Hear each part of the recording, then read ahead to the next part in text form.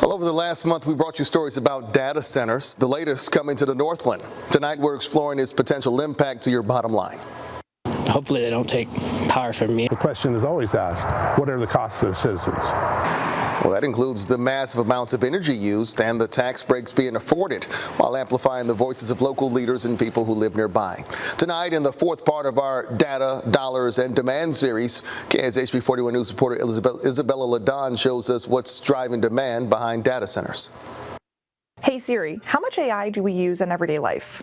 Here's what I found. About 27% of Americans say they use AI on a regular basis, but that number could actually be much higher based on recent studies. As the new technology becomes the new norm, the companies powering the robots need more data centers and infrastructure to do that.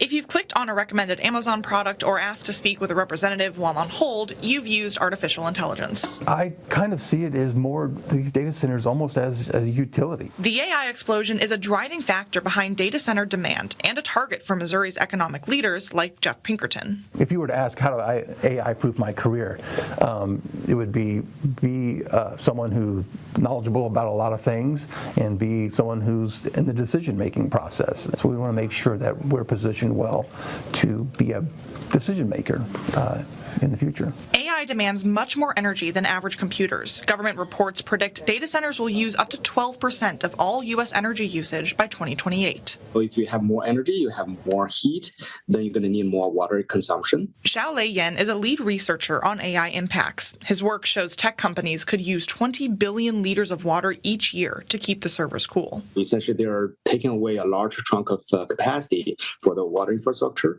and that could be really bad for nearby residents if the infrastructure capacity is not adequate.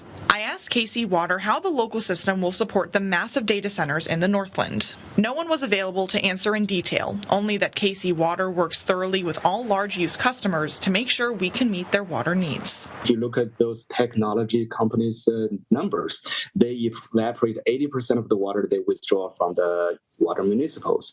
That's something that we need to keep an eye on, but not something we need to panic about. Because AI is here to stay, economic leaders see it as a way to make Kansas City a tech giant. We need to have these facilities, and I think there are advantages to having them relatively nearby. In Kansas City, Isabella Ladon, KSHB 41 News.